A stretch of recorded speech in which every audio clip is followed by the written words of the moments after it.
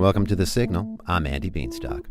We begin our program this week with a visit to the Turpin Lamb Theater at Morgan State University, where 6 actresses are preparing to stage the play for colored girls who have considered suicide when the rainbow is enough.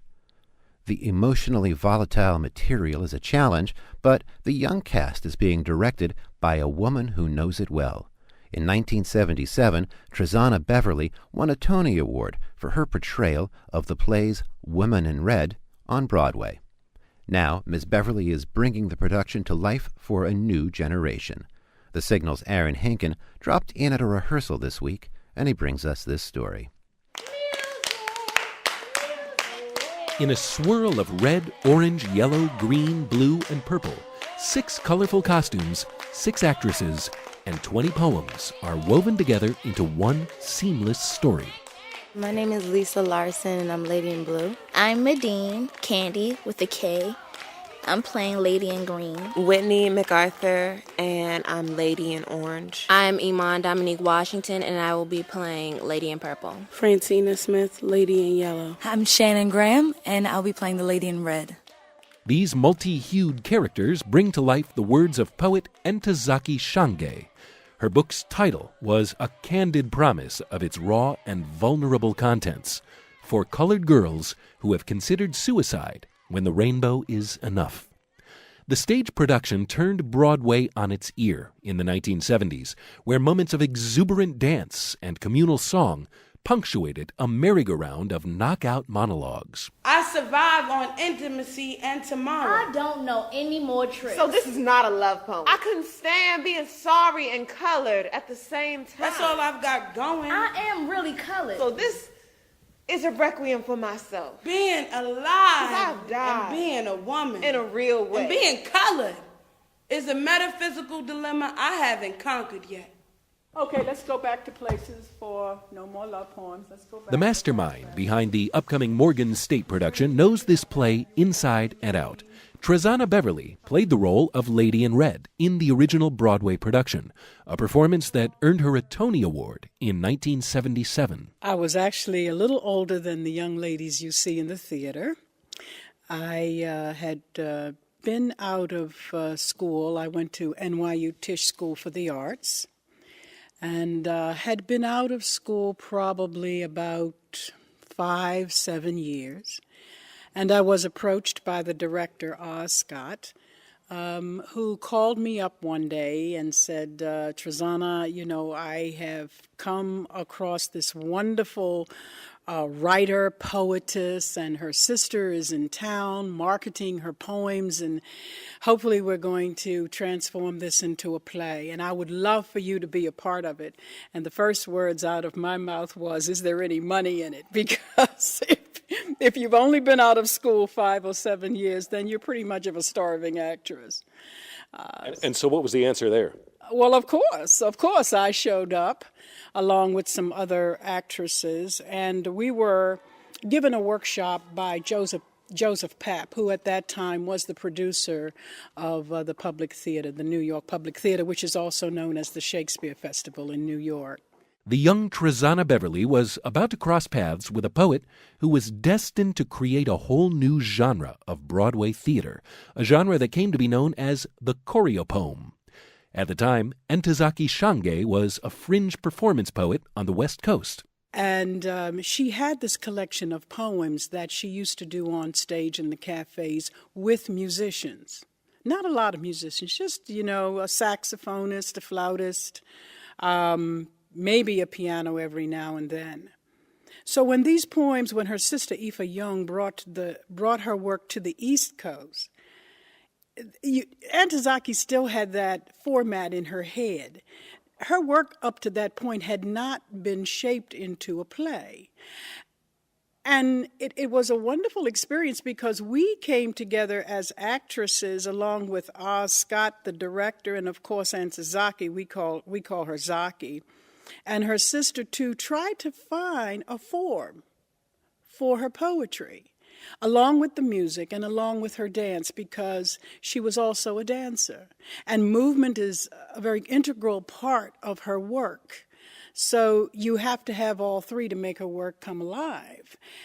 And through the art of improvisation, we worked a long time on the piece. We workshopped it along with Woody King in the New Federal Theater, also in New York, and came up with this narrative form of theater, which initially ushered in performance art on Broadway, because heretofore performance art had been, happening in downtown New York, where if you were a dancer, you could dance and do poetry, or if you were a musician, you could accompany a performing artist on stage, a poetess like Zaki, but it had never been shaped into a full commercial venue. You, Trezana, of course, won a Tony Award for your performance as Lady in Red when the show was on Broadway.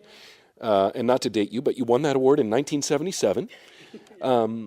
Talk about the relevance this play had when it hit the scene in the 70s, and how much of its subject matter still rings true today.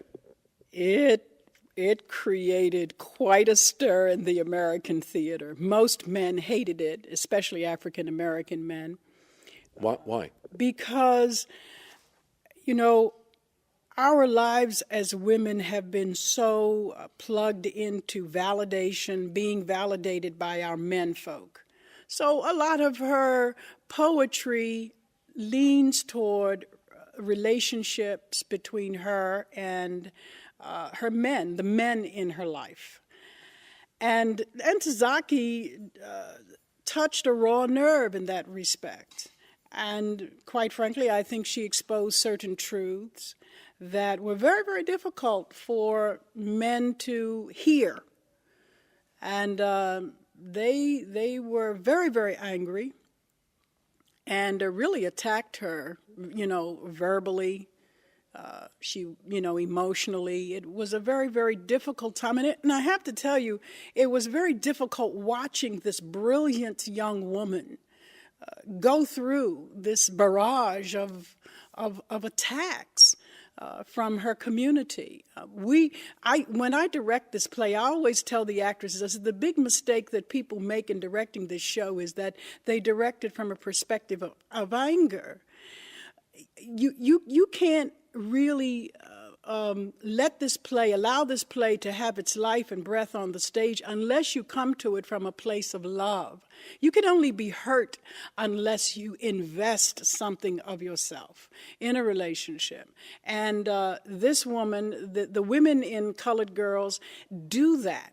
And, she talks about being transparent and being hurt, being used and abused and misunderstood because she has allowed herself to be vulnerable. So it was a groundbreaking production in that respect, and also, as I said, because it really ushered in performance art commercially on the New York stage. Broadway has never had anything like it since. It really was just incredibly exciting period of history on the American stage. But it was also a very tumultuous period because the men were very, very upset, and we could hardly go anywhere that we weren't cited as the Colored Girls. There they go, the angry young black women. And we weren't angry young black women. We were just talented actresses out to, make some money and, of course, be a part of something that was quite brilliant in terms of its literature. Trezana Beverley, it must be an interesting experience for you to work with this cast of actresses and see, in a sense, like back in time, right? To when you were a younger person, just taking on this material for the first time, sort of in the same position in life as these young actresses. Talk about what some of your words of wisdom have been for these performers, maybe not only as a director, but I suspect probably as a mentor as well. Well, I think that's a very, very good question. I think you'll have to ask them. They'll tell you what, things I've shared with them along the way. I just told them yesterday to get enough sleep during this rehearsal process and the production, because this is a play that will really sneak up on you. It's a very physical play, and it's a very emotional play, and both of those things drain the nervous system, and you really have to really take care of yourself. And then there are other things I share with them along the way, which is what's so really beautiful about working in the universities is that as a professional actress and director myself, and having jumped through certain hoops, been down certain paths, there are things that I can share with them to be mindful of as they move forward in the theater. I think one of the biggest things is that young performers start, because of the media and because of the way the media builds up the industry, it is this very glorious profession that you walk out on a stage and all of a sudden there are the lights and everybody loves you and, you're off and running, and nothing could be further from the truth. I think a career in the theater is probably one of the most difficult careers that anyone can go into. And I always say, be sure that you can do something else, because you are going to have to pay the rent and you're going to have a meal to eat. So what else are you going to do while you are working at being an actress? Because it will come back to bite you in the ankles. We learn something new from Miss Trezana every day.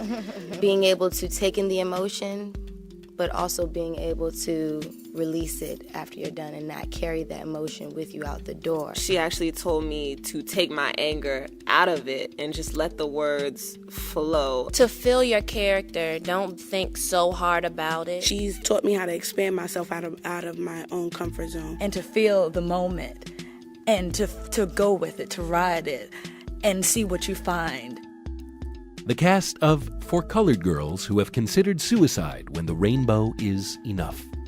The production is directed by Trezana Beverley. It runs from October 25th through November 4th at the Turpin Lamb Theater in Morgan State University's Murphy Fine Arts Center. Details are on the web at murphyfineartscenter.org. For The Signal, I'm Aaron Henkin.